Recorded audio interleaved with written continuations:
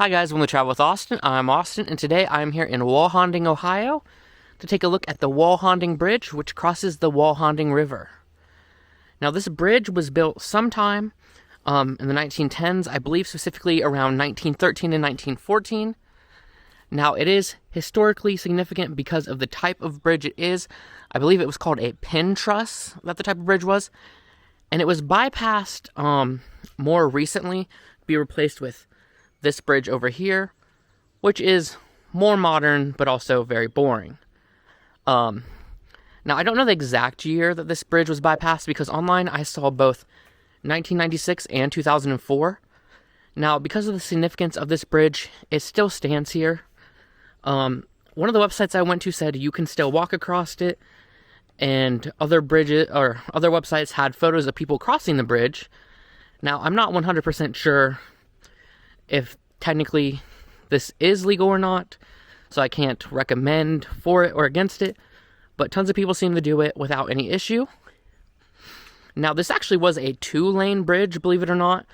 It's only about 18 feet wide and around 400 to 450 feet long. Now, as we get up here to the part where the river is, you'll notice that the river seems pretty shallow right now, or at least deceptively looks shallow from up above here. However, it's reported that when it rains here and when it floods, that it can actually get about halfway up to the bridge. So, let's just take a look. Now, obviously, I think that bridge is a little bit higher than the one we're on, but just imagine getting about halfway up there. That's insane. Now, there is a dam nearby, which I believe does keep it from flooding anymore, or at least most of the time. But look at that. We are over the river right now, and I'm trying to walk where I know that there's metal underneath us. I mean, because there are the little holes here. You can see this section right here is a bit more lifted than the other. And then take a look up here at the cage. This part's definitely a bit more shaky. Now, I'm not going to finish walking across because, as you can see, there's nothing. There's just forest there. But this bridge is still really cool and really interesting to see. It's amazing that it still stands here. It is owned by ODOT, and as far as I know, they don't have any plans to rehabilitate it or add a walking path here or anything. But it is still a really cool piece of history that's still out here. And it's kind of in a little bit of a middle of the nowhere place. So I feel like not a lot of people know about it.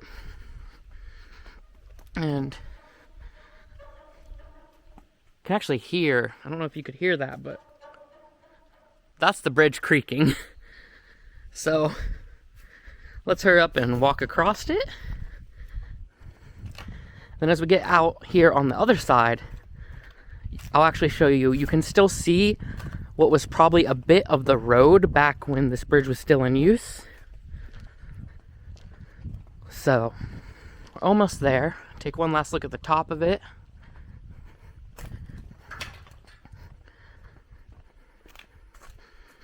Then, as we get across the other side here, just kind of got to walk through here. Now, there are these barriers on each side that you have to walk over, but there's no sign telling you you can't go up here, even though there is a post, it just has no sign on it. And if you see right here, there is a paved section of road, and it seems like it continues a bit past my car, and then kind of just ends, and there's a little dirt section. So this is possibly part of the original road that ran through here before it was bypassed with this. So anyway, that is the Walhonding Bridge in Walhonding, Ohio, that crosses the Walhonding River. I hope you guys enjoyed this video, and if you did, please give it a thumbs up and please subscribe. I make at least one new video each week, and I'll see you guys next time with a brand new video. Thanks for watching.